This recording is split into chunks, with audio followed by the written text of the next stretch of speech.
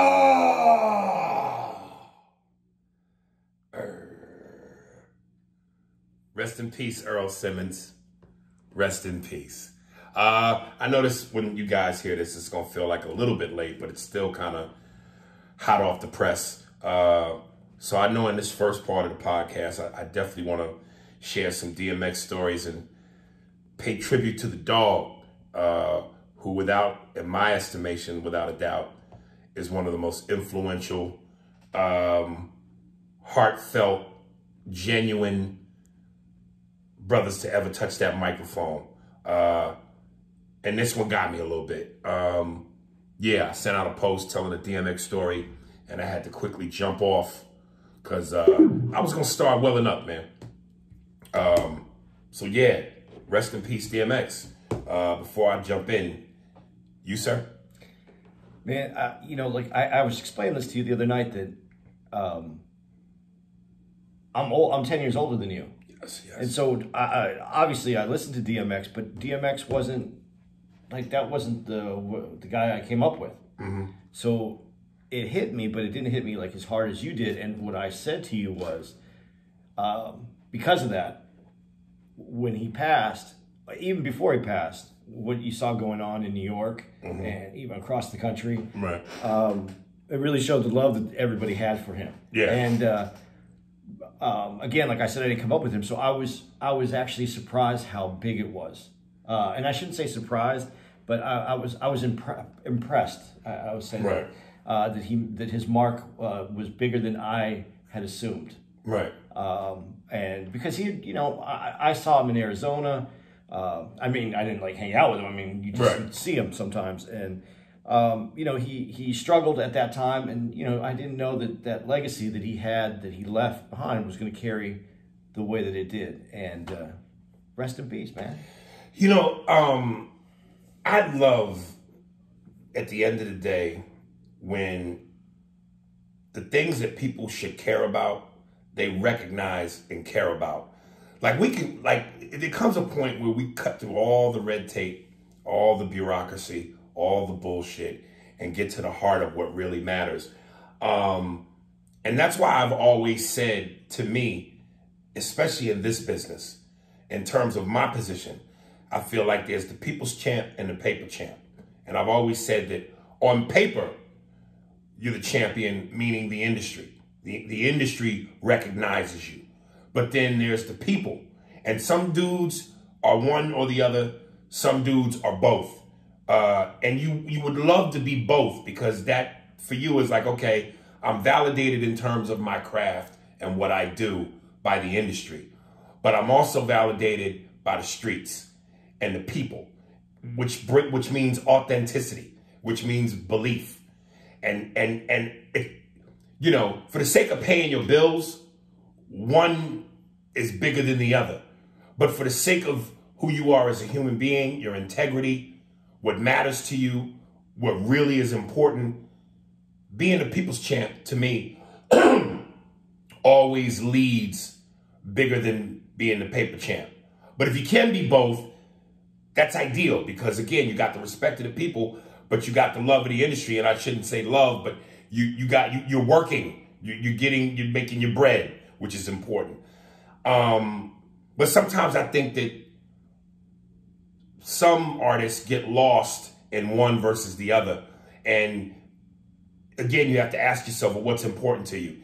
And what's fascinating and what I love about DMX is he was so genuine in who he was, flaws and all.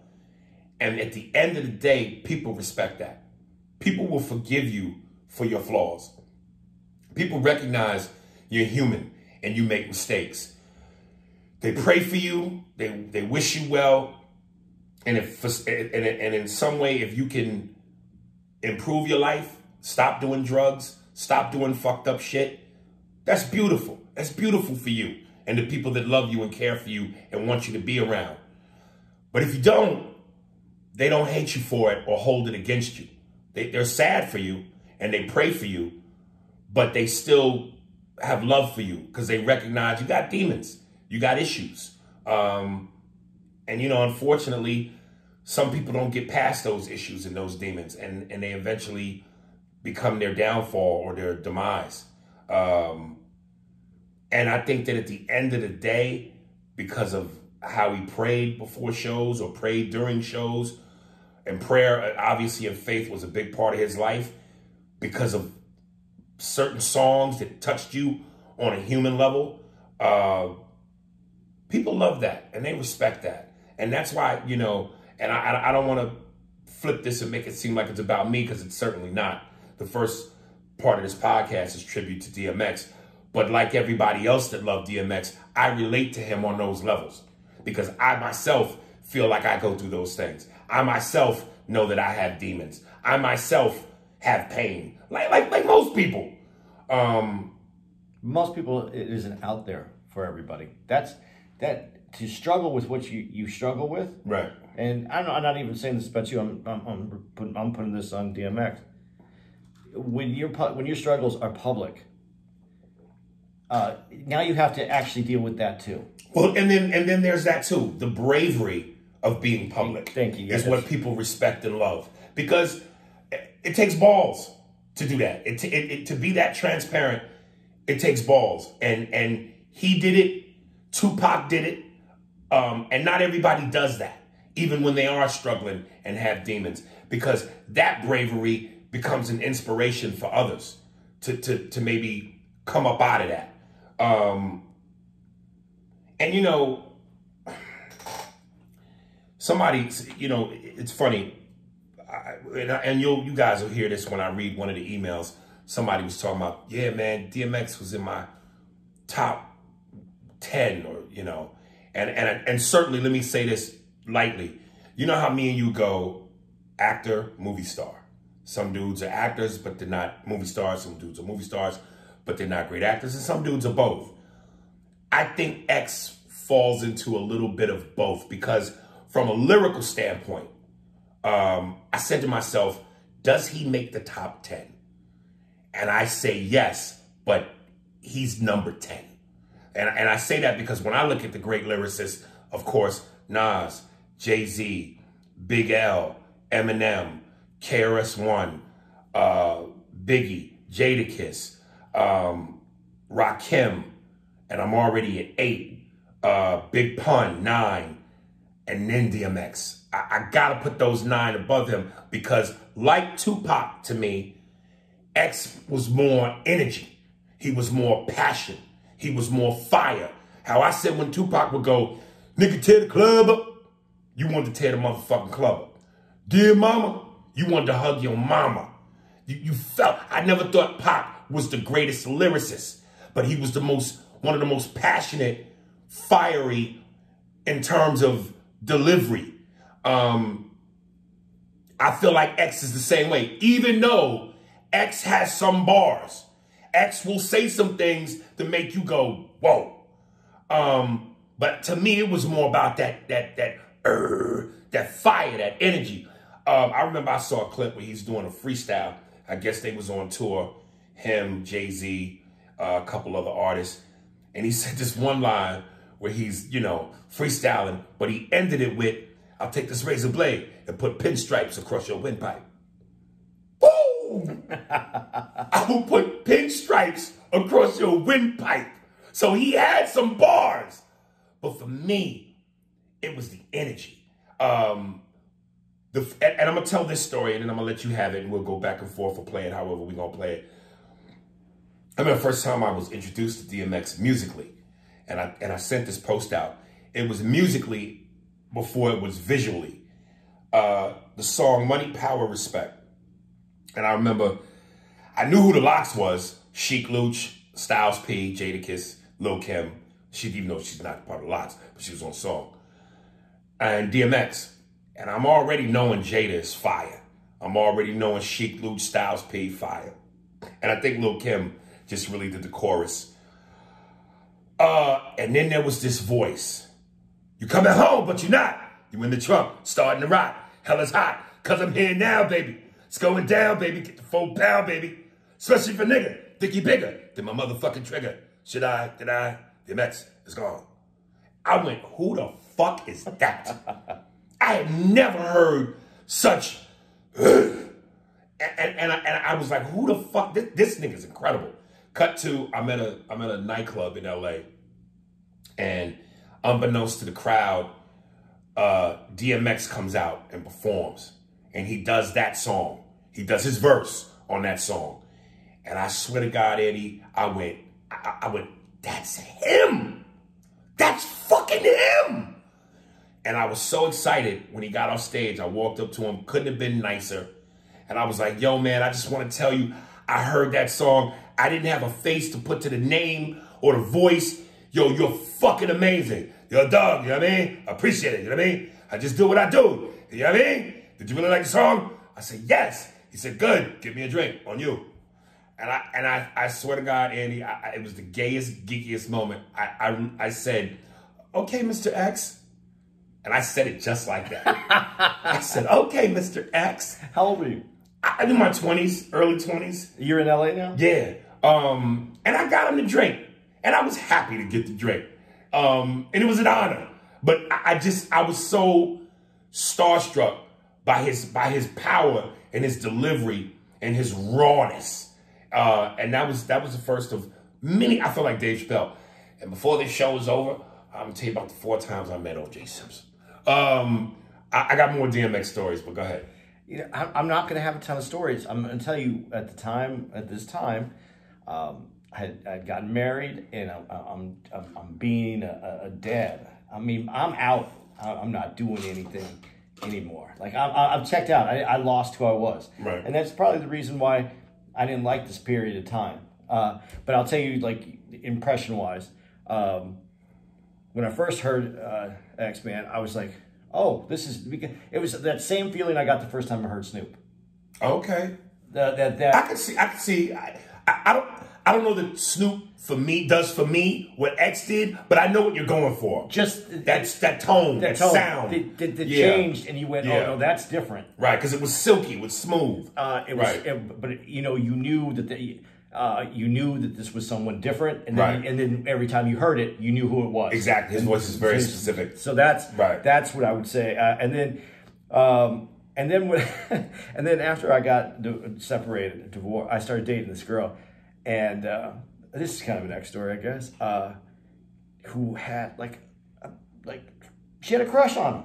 Mm-hmm. And so I didn't like him through this whole time period. So, and it wasn't that I didn't like him. It's just that I had this, you know, every time, you know. I have to ask before you continue. Had you ever seen the movie Belly? Yeah. Was this, when you knew she had a crush, was this pre-Belly or after Belly? After Belly. Her favorite movie. Okay. Now, you just helped me. You just set me up. I know why she had that crush. Okay. Because the same thing you felt, even though I never had a girl that had a crush on X, I was sitting in the theater in the scene where he fucks his chick when he comes out the shower for the first time. And I know Hype Williams, the famous video director, especially back in the 90s, who directed all the top hip-hop videos, he gave it a movie/music video look. There was certain lighting. Yeah. You could tell it had a video tone to it. But, you know, I don't know if they greased this nigga up on purpose. But he was just shiny, nigga, like a patent leather shoe. And he is digging her fucking guts out in the missionary position. And the way this nigga was gyrating with snake-like movements, I went, man, if I was in the theater with a bitch right now, I would look right at her. And if I see drool out your mouth, I'm popping you in your snot box. So, okay, go ahead. So, no, that was it. That's my relationship. Right. So that's where I have like a I don't want to say disconnect, because I get it. I got it. It just, the time period was off for me. And then when I was back and I was like trying to be like this, I guess it was okay, just so people know this. I moved away from, I was living in Tucson. We moved to Phoenix. So now I don't have any of my friends anymore. I'm kind of trying to, you know, work on my house like a dad, but I wasn't even dad, like a husband. And then we had kids, and that just consumed me. I didn't know anything about music. I can't really tell you that much about the music at that time, not in detail, because I left the world. I stopped being. I understand why people become dads and why they change. Right. I wasn't trying to do that. It consumed me. And then when I was back out there again, and I was getting back into that girl when she said, in just this crush that she had. Right. There was just. I don't want to use the word hatred, but there was jealousy. There was a jealousy that I had. I don't know what it was, but it was that backside, nigga. They had that nigga's entire. I forgot. His ass was out too. I mean, it was just shiny and wet, nigga, and he was digging her guts out, nigga. Well, and then like I had my favorite, like they said, I came up earlier, so there was like rappers that I really liked, and she was like, she pretty much basically, she didn't say it this way, but you know, my whole group. Wasn't shit to her group, right? And then you know that was it. That's basically. You know, it's funny, like, and it's really interesting how, with both sexes, how like men like what they like. We all have particular tastes. Some dude will tell you his taste, and you'll go, "Word, that," but that's his taste. And like, you look at LL Cool J, and most women, I would say, out of 100%, 95%. You understand why they like LL, especially when he resculpted his body for Love You Better. And this nigga's chiseled like a Greek god. He's a good looking dude, the dimples, the licking the lips. And you go, I can see that. But then you go, there's a lot of women who love DMX. And you go, why? He ain't, you know, he ain't like LL. It ain't obvious. Like with LL, it's obvious. But women like that rough. Some women like that rough, gruff, from the streets, dirt in your fingernails. Fucking nigga look like he just got out of jail or he's going to jail. He sells drugs. He smells like a felony. They like that shit. That nigga is a bag of hot Cheetos, nigga. Where LL might just be, you know, salty Ruffles chips. Plain chips, but it's got enough salt and enough crunch that that's your bag. But X is hot pork rinds, nigga. But they always, when they filmed him, they always tried to make his size match his voice. Right. Because he's not a big guy. No. At all. No. So that was, you know, and so the way they filmed him, the way that I saw him, I just imagined that he was right in my head. And when he was a big dude. He was everything you're saying is correct. Right. Yeah. So that's my relationship with him, though. Second story, and X is wild, and this was, you know, this motherfucker. Some dudes just be a loose bag of nuts, nigga. You know, you don't want to fuck with him. And X was unpredictable and a little crazy at times. I remember I was at Jerry's Deli, again back in the early days.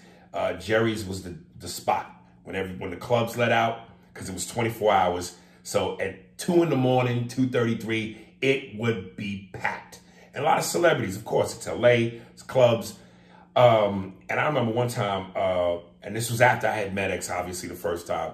And I was on Mad TV. He kind of knew who I was now. And so we did that thing where it was like, oh, shit, 2 celebrities. Let's exchange numbers. So we're in Jerry's Deli, and we happen to be standing near the men's and women's room. And at one point, X and me are chopping it up. He said, yo, dog, you know what I mean? Exchange numbers, you know what I mean? So I'm taking his number down. And at one point, this fat bitch comes out of the woman's bathroom and walks past us. And I don't know why he did it, but for some unexplained reason, he's in the middle of giving me his number. And he stopped, looked this girl up and down, and called her ham. And I can only imagine the association being, because she was fat, ham, like a pig. So he's like, yo, dog, take my number down. I said, all right. He goes, 917-45, ham, 758. And she looked at us like, did this nigga just call me ham? And I looked at her like, this nigga just called you ham. And he looked at both of us like, I just called the bitch ham. And it was the most awkward threesome, because it was just 917-45, ham. And she stopped. 744. I was like, this nigga just called this fat bitch ham, nigga.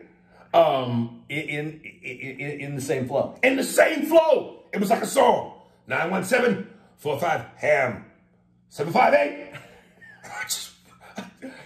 It was the strangest fucking thing. It was a vocal emoji. Yes. He just branded this bitch ham, number. Right. He branded her pork, nigga. third time I fuck with DMX. And this was, now he was doing Mad TV, where I did the skit that I posted where I played his mother. And it was funny because at first he didn't want to do the skit, little inside information, because one, X was not a big fan of people impersonating him. Oh, he wasn't? No. And here's the thing though, a lot of people that try and do DMX, they do the obvious, and they try to do a gruff voice, but either they go too fast or they're not really in the right pitch. Now imagine 1,000 motherfuckers trying to do that in front of you. Yo, I'm a fan, yo. Let me do you in front of you. And it's lame. You get tired of that real quick. But you know, I'm nice with it, nigga. Cause you know, X has a flow when he flows. Sometimes he get high, and then he goes low. You know what I mean? There's a lot of diamonds. And a lot of times when he talk, you gotta find the rhythm. So it's, you know what I mean? So he was a fan of mine and was willing to do it. But the thing also was, he was sensitive about the topic about his mother, because his mother was very abusive to him coming up. So he didn't know what the joke was. All he knew was he's doing some shit about my mother. And I don't know if he loved his mother or those were one of the demons that haunted him, but he had a bad relationship with his mother, an abusive one. But he eventually read the script, and between him being a fan of mine and reading the script, he was like, fuck it. But the day he was coming to shoot the skit, and we're all excited, you know, all the black dudes on the lot are fucking giddy. We're waiting on him, and it was me, Devon, Gerard, the black dude who used to open for me, who worked the lot. He was a parking attendant. And I forget what the other black guy's name, who actually was co-manager of the lot. But we all standing there, and of course he's late. But finally, about 3 black SUVs pull up, and X gets out, and this nigga's smoking weed like it's legal. He don't give a fuck. I mean, he's smoking, nigga. It's all in the air. He comes out, and he walks up to us, and we're like, yo, X, what up, man? Love, man, glad to have you. He was like, yo, y'all niggas want to smoke? We was like, nah, yo, we working. He was like, fuck it, more for me. And he started smoking and making his way to the stage. So it was more of that, I just don't give a fuck persona. And it's just amazing what rappers can get away with because they're rappers. Like smoking weed in public, doing wild shit, that's part of the criteria. So they can get away with that. And we did the skit, and it was a great skit. Right now, it's almost at 100,000 when I posted it. And, you know, again, some of his music was so influential for me and helped me through, because that's what people will say, man, his music helped me through a lot of rough times. And listen, yeah, there's this one song in particular that he did called Slippin'. And I remember early in my career, and this was, you know, me being stupid and not knowing the business yet. I got a gig, and I wasn't even with my manager, who I've been with ever since now for almost 20 years. But this one manager who I was with, named Peter Safran, who was at Brillstein, back then, Brillstein Gray Entertainment, back when Brad Gray was partners with Bernie Brillstein before Bernie Brillstein died. And that company it still is huge, but it was those two. Got me a gig in Atlantic City. And I had my Lexus Land Cruiser at the time. And this was my first, like, not my first car, but my first real expensive one. And I wanted to show it off, man. And, you know, my dad loved to drive. He was a cross-country guy. So I liked driving. So my plan was I was going to drive from LA to Atlantic City, which obviously is in Jersey. But of course, now I get to go to Jersey, show all my boys my truck, pick my boy Ish up, do the gig. We was going to drive back to LA together. Come to find out, I get to Jersey, but then the promoter was on some bullshit and fucked me. So I done spent this gas money, hotel money. I'm not even at that point making a lot of money. And I was so burned out and so fucked up over it. Yeah, I was hurt, man. I was devastated. And I remember as we were driving back, me and my brother / best friend Ish, we got caught up in a little bit of a snowstorm. And it was just like one disastrous thing after the other. And I played the song Slippin' at the time. And I mean, dude, I cried like a baby in the car. You know, I got my best friend, my brother with me. So it's one of those things where it's like, there's no shame. Nigga, let it go. You know, and I remember that song, that shit gave me a lot of strength, man. So I just want a real quick, a snippet of Slippin', because it's really a powerful song that a lot of people love and feel. And I'm not gonna, just a quick snippet.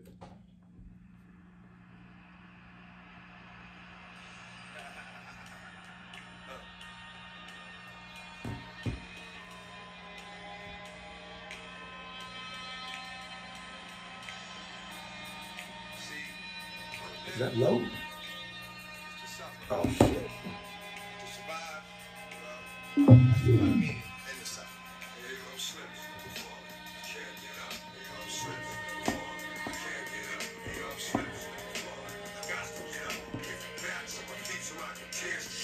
Have Steve put it in. Yeah, you know, fuck it, yeah. Okay, so Steve, scratch that. I'm gonna send you the song. Just play like whatever we can get away with on there.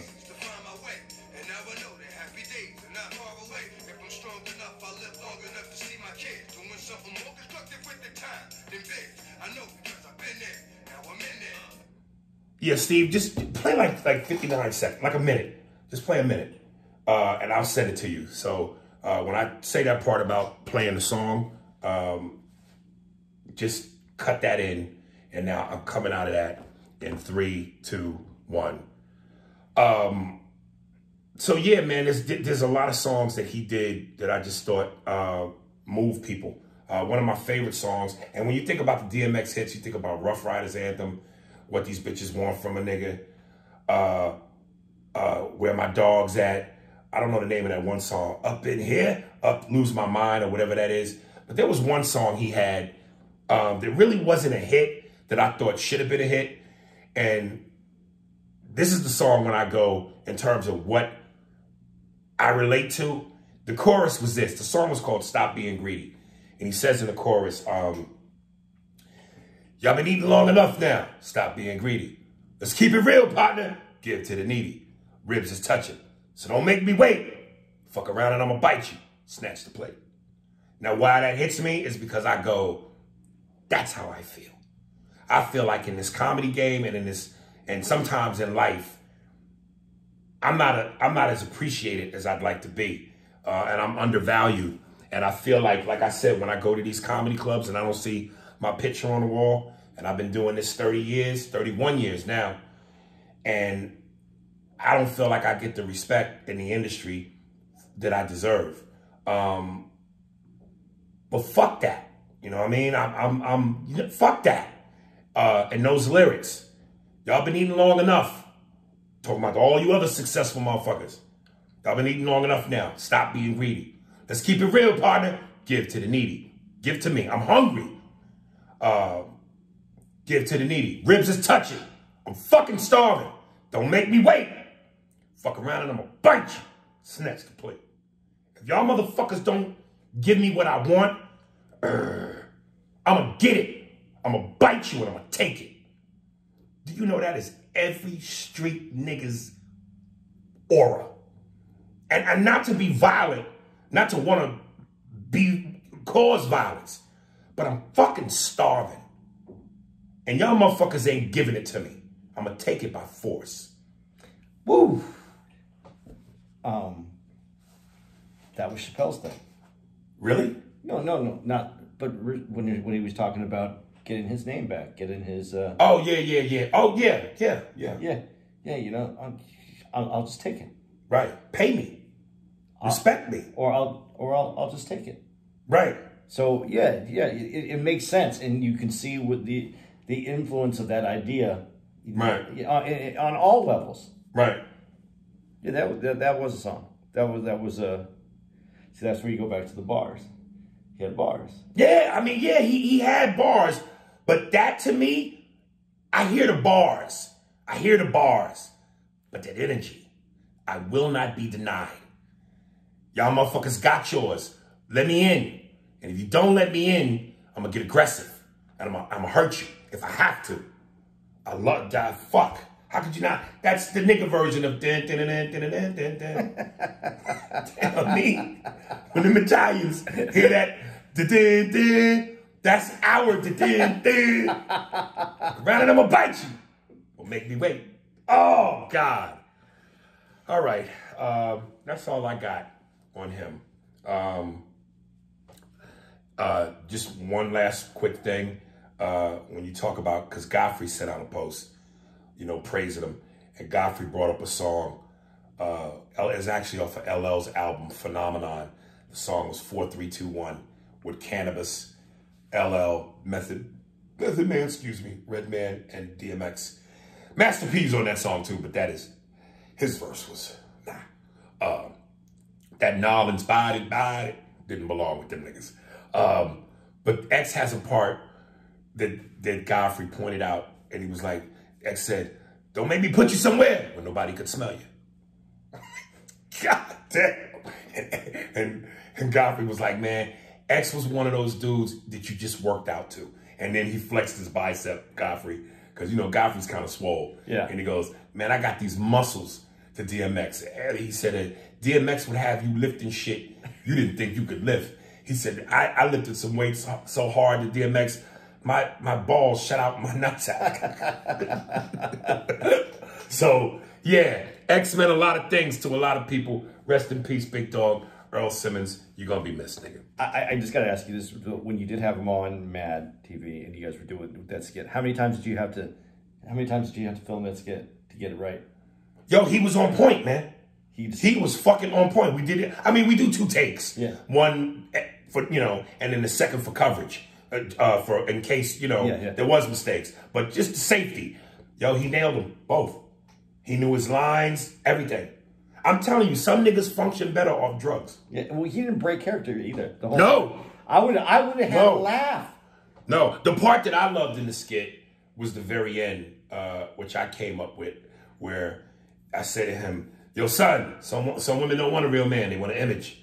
He goes, yo, no, you know, and he goes, yeah, Mom Dukes, I'm glad I got you to show me what a real woman is. I go, let's go in the basement, blaze some trees. And as we get ready to go in the basement, we slap each other up and give the half man hug. But we did it with such force that you could hear and feel the 2 dudes. And even though I was his mother in a wig and a skirt with glasses with the chain on and Tim boots, it was a man, pow! And the audience loved that. So it was fun, man. It was real fun.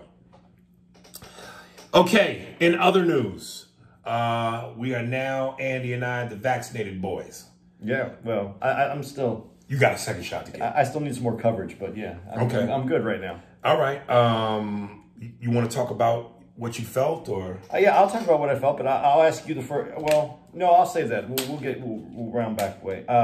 Yeah, I got the Pfizer shot. I got it that first week that I was eligible to get it. And now they just opened it up to everybody. Now everybody's running down there to get it because people aren't coming out the way that I guess they thought they were going to. Right. Especially out in Jersey. So I got my shot. They make you sit there for like 15 minutes. You have to sit there for 15 minutes. So I sat there for my 15, and I felt pretty good. And then I drove home, and I realized when I got home, like I was aware the whole time. I was driving, I knew what I was doing, but I don't really remember the drive. Like I remember, you know, it just, I don't know if it had anything to do with the vaccine. Maybe I was just tired, whatever. But then I got home, everything was fine. My arm wasn't sore until later that night. I got a little sore, but the next day, dude, because now I had COVID during November.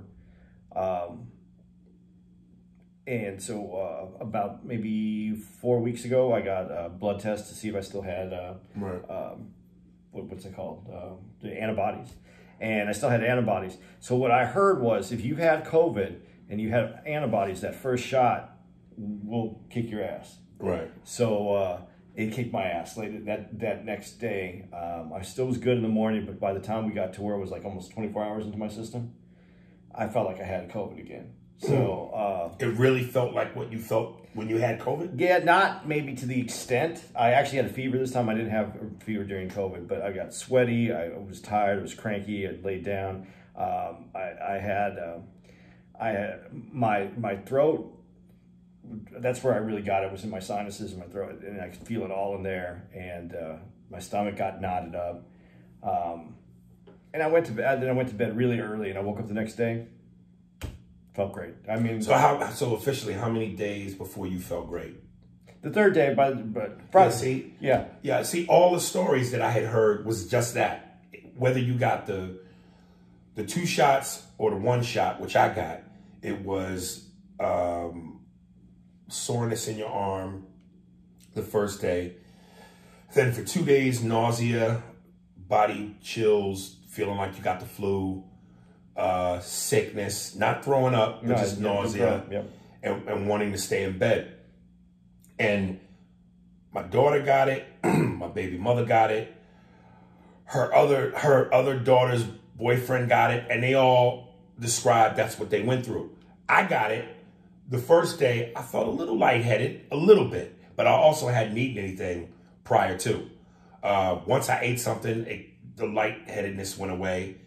And other than that, and a sore arm the next day, like on a scale of 1 to 10, 10 being the worst, my arm was at like a 8.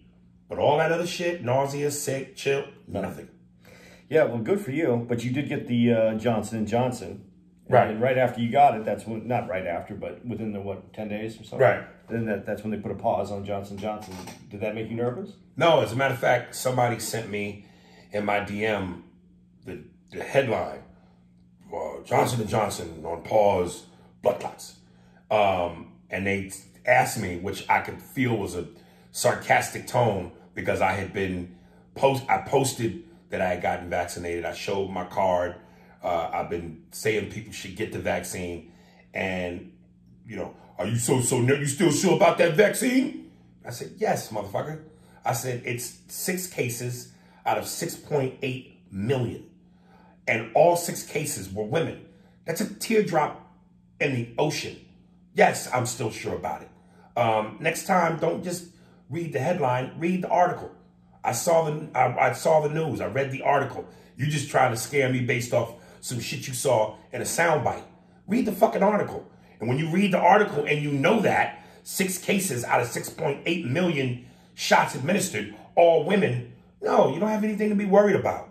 Unless you're one of those women, but I mean, yeah, but it's rare. Yeah, and that's, they use the word rare, and that's rare. And the reason they paused it is because then when they did try to with the women that got it, and there was a fatality, I guess they made it worse. They don't know, so they're trying to I think they're trying to figure out how to combat it before they go further with that. Yeah, which is what they should do, obviously. But for most people, for the vast majority, that isn't an issue as of right now either. So, and it's younger women who got it too. Right.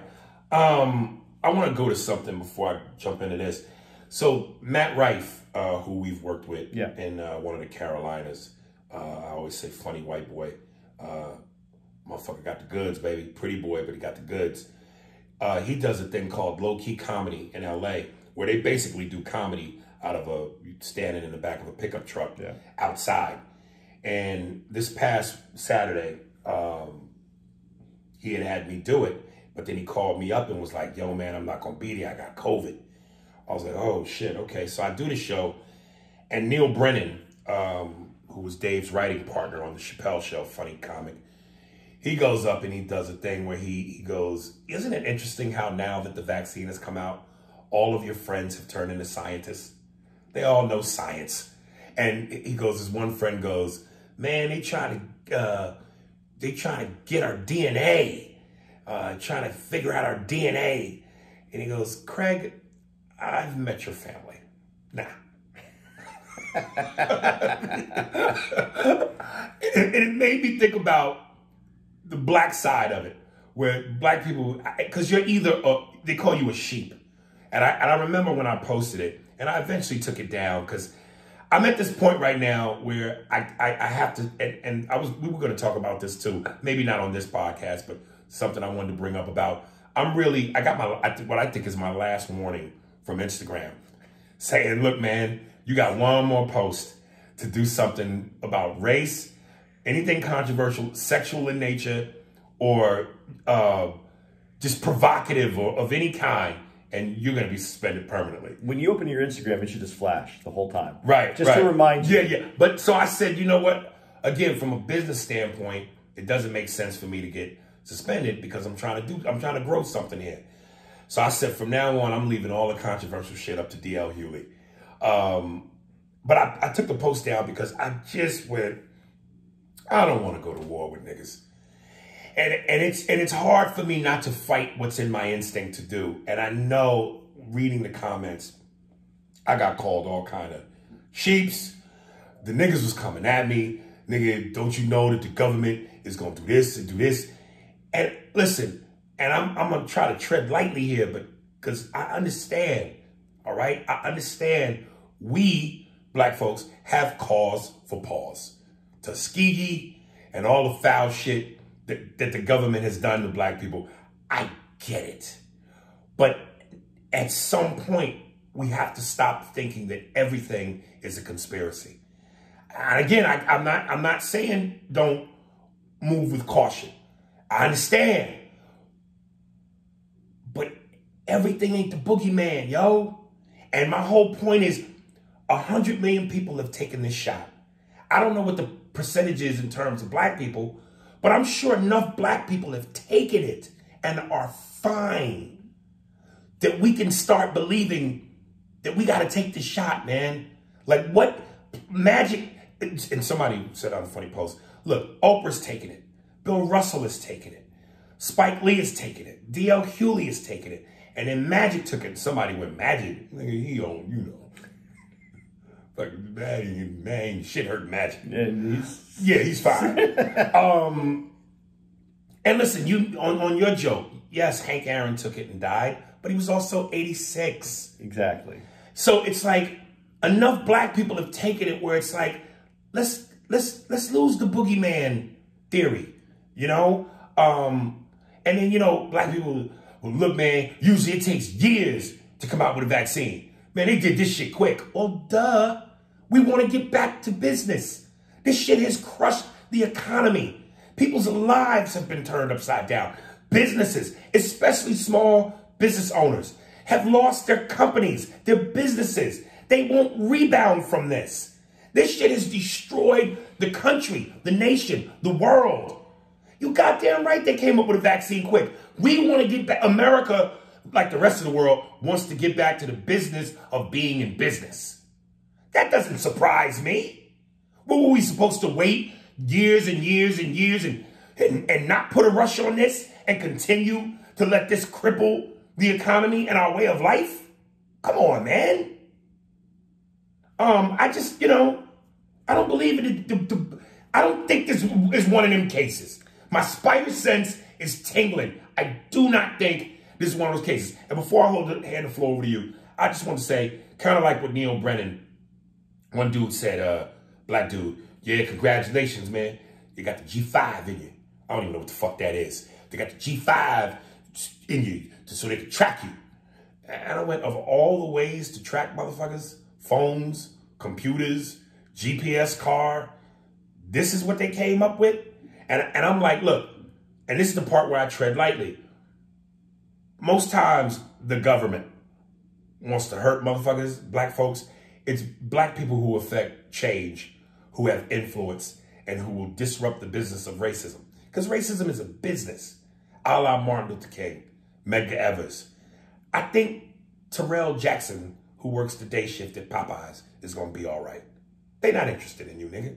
But then one would make the argument, well, through systemic racism and the police and this and that, which we know, they killing regular niggas too. You see why this is delicate? Like I understand that argument. Yeah. And that is a valid argument. And yes. And it's hard it's hard to invest in what I'm saying or this belief of mine. And I know a lot of people, black people, believe how I believe and feel this. But what makes this argument so hard is there's that too. the cops and the system, the white supremacy and the systemic racism, they're all tied together.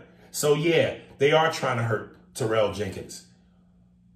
But I'm also going, I don't think they are in some cases, because I don't know. It's just, you know, and I said this at the beginning. If there was, if they were pulling these vaccines out, and if they came out with the if they said there was a variant in between black and white, and black people are going to get this vaccine, which is slightly different from this vaccine that we're going to give white people because of DNA and structure, it's found to be more effective or less complications. I would agree. I would be very concerned. It's the same box. Right. It's the same, and everybody's lining up. And I had the pleasure of speaking to a nurse on the plane. Her name's Kim. When on the way here, which we are actually in, we're in Alabama, right? Yeah. Yes. And we're at the Huntsville at Stand Up Live, and I had the pleasure of flying in with her. And she's actually a traveling nurse. She's a black woman who really broke it down for me as far as the vaccine, what's happening, how they got it out quickly, you know, and some of the concerns in the black community, and even her husband, who she convinced him that it was the right thing to do. She got it. Her whole family got it. I'm not saying because one woman has done this, but in the whole medical profession, and I've talked to a lot. I don't know, Era, I don't know how much you realize how much, like, I read bullshit or just kind of keep up. And everything that I've read, everything that I've understood about it, the new technology is one of the reasons they were able to rush this out. First of all, the old technology, which is the Johnson & Johnson one that you used, I mean, that's kind of developed. They worked off of of how they used to produce vaccines and how they built that vaccine for COVID. This new technology is from what I've been told, is amazing, and it's the way that all the technology going forward to fight diseases is going forward. And to have this new technology is the reason it's been able to accomplish what they're accomplishing right now. Yes, there is going to be probably a few things that they have to adjust or tweak. Like I just found out on my Pfizer that I might have to have a third vaccine in the first year, and I may have to have it every year. Well, we get a flu shot every year.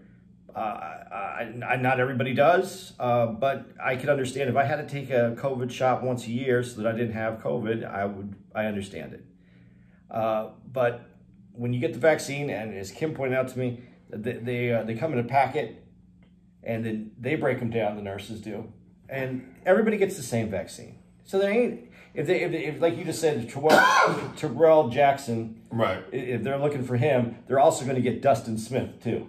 Well, and you know, Deidre Ann Johnson wrote in and told us she took it. And this is the part where, when again Neil goes, all your friends have become scientists. One nigga hit me up on Instagram and said, there's potassium chloride in the vaccines, and it's what they use to kill inmates. And I wrote him back and I said, 100 million people have taken this. So that means 100 million people should be dead. If that's true. Well, there is poisons in a lot of things that we have but there's poisons in what we eat. But it's controlled to kill a bacteria, and that's what it does. But it doesn't kill you. A lethal dose of potassium chloride is what kills you. A lethal dose of anything, of aspirin, can kill you. So you can take too much. You know how much poisonous pussy I've been in? But the amounts of vodka I drink eliminates that bacteria. Do you know how much poisonous pussy you have to ingest before you finally go, that's it, I'm not having it anymore? Or you run to the doctor and go, clean this shit up so I can get back to poisonous pussy. Yeah, man, it's just, it's a case that I understand we would like some more case study, but it's not possible because of the situation that we're in. And it seems to be working well. Now, 10 years from now, maybe we call each other up and we talk to each other and we look at each other with our third eye. I don't know. But we're all going to have a third eye. So then we're all going to be third eye people because we all got the vaccine. The other thing is, this isn't an American thing. This isn't just happening here in America. these vaccines are all over the whole world. Right. Everybody needed them. Everybody's coming to America to get our vaccines too, or other people in Europe, in Africa. Everybody needs these vaccines. We're all in this together. Mm-hmm. In the medical profession, the only person I've talked to that wasn't getting it was one. She's a physician's assistant, and she was a white woman, and she wasn't getting it because she doesn't think there's been enough experimentation. This to me is what is so dangerous about the internet and social media and these goddamn phones now. It's like giving everybody a loaded gun, and not everybody is qualified to carry a loaded gun.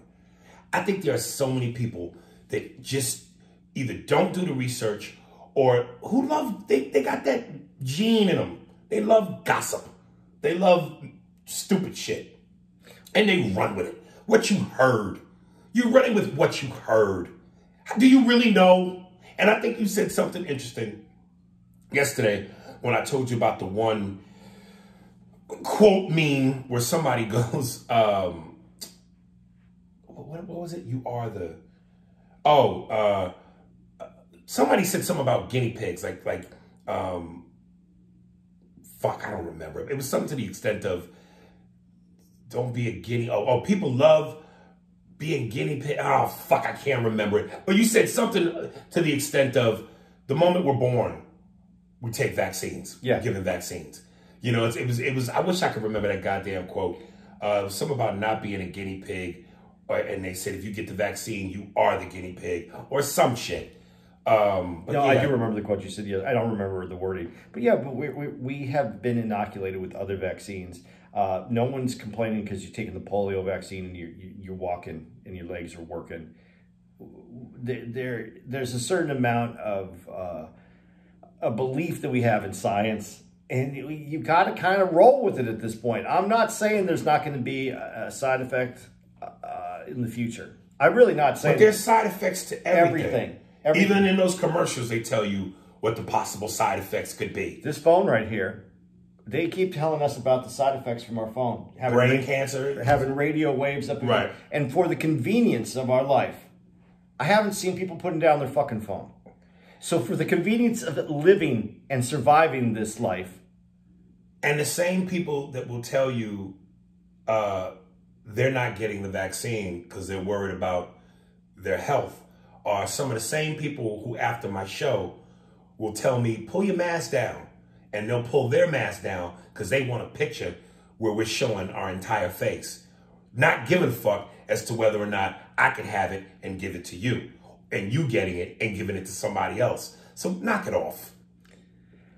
People always try to justify what suits their lifestyle or their convenience.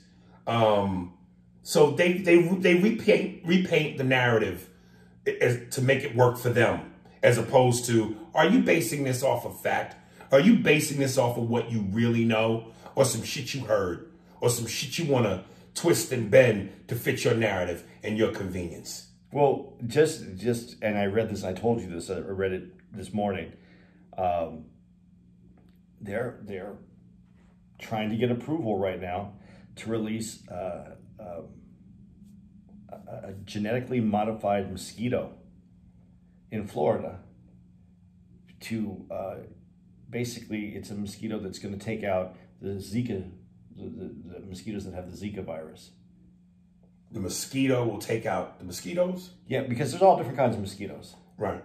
And so they have this mosquito that isn't a mosquito that bites people, but it will take out these other mosquitoes. And so what they're trying to do is release, they made them, they genetically modified them, and they want to release that. So science is going so, and that, honestly, that makes me, honestly, I get a little nervous when I hear that because, what could possibly go wrong? They can call me when they bring dinosaurs back. They say they can now, actually. If they bring, if they come up with a Jurassic Park, nigga, I am there. You would go? Absolutely. If they told you could buy like a pygmy dinosaur, like a mini pygmy, miniature, so with pygmy pigs? Right. A dinosaur, a small one for the house as a pet, no? Nah, son. Little Tyrannosaurus. Nah, I don't play white games. Again, funny. One of the funniest shits ever to me. Corey Holcomb. Ain't nothing scarier than a mosquito that leave Magic Johnson house.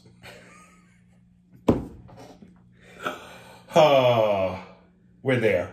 Yeah. Then you put the cherry on it. Yeah. Hey y'all, and I'm talking to black folks. Go get the vaccine, man. I think we'll be okay. Protect yourself, protect others. Because here's the thing. The more we play this game, the longer it's going to take for us to really get back to normal. And you also made an interesting point yesterday when you said something about because black people aren't taking it, they can turn around and say that... Yeah. They're being affected by COVID, and COVID's taking out more black people, when it could just be because their vaccine numbers aren't going up. So what do you say to some of the black brothers who have said, how the fuck did we become the face of COVID? Whenever there's an issue, HIV, anything that's, serious business, we're always the face of it. How did niggas become the face of COVID more than anybody else? I don't know. Oh. Do you? No, I would. I mean, it affected the black community differently because. But I'd like to know how.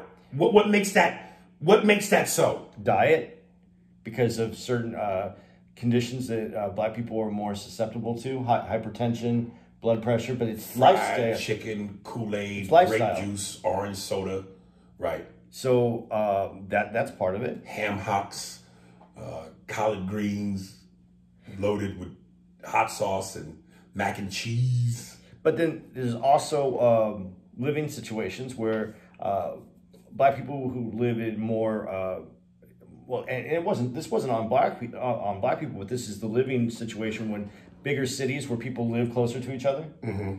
And there's a lot of people, like in New York, a lot of black people live in the same area. So when you're living close to each other, that also brought the numbers. So like projects, like almost. Yeah, because you're all living in the same area, so you're in the closeness of that area. Temporary layoffs, easy cripple rip-offs, scratching and surviving, hanging in a charter. Here's the bottom line though on this vaccine thing. And science. We got them. All these the anti-science people and people that are afraid of it. Here's the deal. Let's say the vaccine does have a problem, and let's say we all get everybody takes the vaccine, gets wiped out completely. Oh. So that would be all the people that are science people, because all those science people are the ones that took the vaccine because the science people believed in it. Right. That's going to lead. What's going to be left then is non-science people. So that's the option of the world that you would live in afterwards. They'll never get rid of all the niggas. Niggas will survive everything. I know nigga crackheads that are living right now, nigga, from 40 years ago. Niggas will survive. We're like roaches, nigga. If they turn out the lights, you'll think we're gone. But when the daylight hits, nigga, we come out. We'll scramble. We're niggas will live, nigga. We're not worried about no goddamn vaccine or plague. Nothing takes niggas out. We're forever. We are forever, nigga. Niggas and roaches. We live everywhere. You white people, you will be taken out because your skin is weak. Your pigmentation, that white skin is horrible. Your mayonnaise, your bad mayonnaise in the summer. You have a stench. Your bad mayonnaise in the heat. All the non-science white people will end up going back to the frozen caves so that they can survive. Yes, complete survival through separation. Niggas will go back to niggas will turn America into Africa. White people, you're going to get back to the caves where you started, in the winter and the cold. All of you, frozen, pink toes and heels. You're done.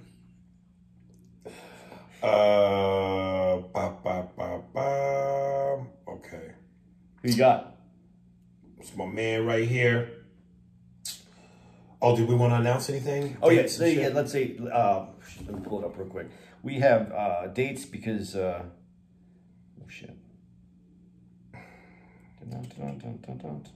There's one. Okay. I just want to give a quick one because this is going to be out. We're in Huntsville, so when you guys are listening to this, we're going to be in Spokane Comedy Club in Washington. I've never been to Spokane, Washington. No, I haven't either. So this is our debut. Yeah. So that one is up, and then just I don't know what's really happening after that one because everything's kind of changing. And then we got a week off, and then that's Portland. Right. Portland's the next one. Portland is the one the following week. Farrah, not following week, a week in between. Farrah, no time is a good time for you. We're gonna meet Farrah. Yep, May 7th through the 9th we'll be in Portland. Farrah is from Portland. We'll be at the Helium Comedy. Farrah, come out, baby, and bring your white zaddy. What the fuck is a zaddy? She's coming out though, right? I hope to God so. I hope so. And you better be, because if you ain't rich, you better be part of the motherfucker. Are you going to leave tickets? Absolutely. How can I not leave Farrah tickets? Farrah. Matter of fact, when I come out and Andy introduces me, ladies and gentlemen, Aries Spears, I'm going to come out to Sarah. Sarah, don't die yeah. Dude, I was listening real quick before we get into the music real quick. I was listening to the recent episode we did about Tina Turner. And, you know, sometimes when I listen to the podcast, I go to myself, damn, it's too late. But I think of jokes or things I wish I said that I didn't say. That was very DMX the way you just said that last line. Damn! I wish I thought of things that I should have said that I didn't say. When I did the thing where I sang, what's love got to do with it? What's love but a second-hand emotion? Now, you heard that part? Yeah. Second-hand emotion. I went, how funny would it have been? I went, what's love got to do with it? What's love but a backhand of emotion? So wrong. So funny. So wrong. All right. Dude, wait, I got to tell you, because you brought that up really quick. I did a test on that. On what? When we talked about Tina Turner, because you said whose voice was like that. Oh. And I left out a white woman. Janis Joplin. Yep. I left her out on purpose. Yeah. I left her out on purpose to see if we'd get any letters. I got nothing. Which really, to me, means we really... I think I got one. That said Janis Joplin? Janis Joplin. Because I was like, I didn't bring her up. And right. I didn't because I wanted to see if I'd get any letters. Because I wonder what our demographics are. Right. And obviously, there's no, like, white people that dig, like, that old rock era. That wrote into me and said, motherfucker, you forgot Janis Joplin. Because I think that's a big one. And she had that gravelly... Yes. And the one that was... at the same time as Tina Turner, that I don't know that I would put, who had the gravelly, it was Bonnie Raitt. Bonnie Raitt is... Well, Bonnie's country. She had the rocks. I don't know. But she has that gravelly... I don't know. I just... Let's give them something to talk about. But she also has that gravel in some of her songs. I don't hear that in that. Yeah, not in that one. But that. Let's give them something to talk about. But Janis was definitely good, and I it was kind of a little test that I did for myself. Janis Joplin sounds like she was eating thumbtacks. She had a raw sounding voice. Yeah. So, anyway, that was it. Since you brought it up, I wanted to say that. But. Yeah, you're right. All right. This is from Ace Thomas. Art, craft, immaculate, music links, and social media. His social media his email is the immaculate ace973 at gmail.com. TheMaculatAce973 at gmail.com. His Instagram is the immaculate TheMaculate ACE973. His Twitter is the same. Well, no, the Twitter is at the Immaculate, spelled the same way, ACE. YouTube, Ace Thomas. The song is called I Don't Mind. The This nigga really wants to get booked. He left his phone number too. 510-347-9539. Spotify, The Evils is the EP album. I think this brother's out of Philly. Enjoy. Love y'all. Peace. What's love got to do with it? What's love but a backhand of emotions?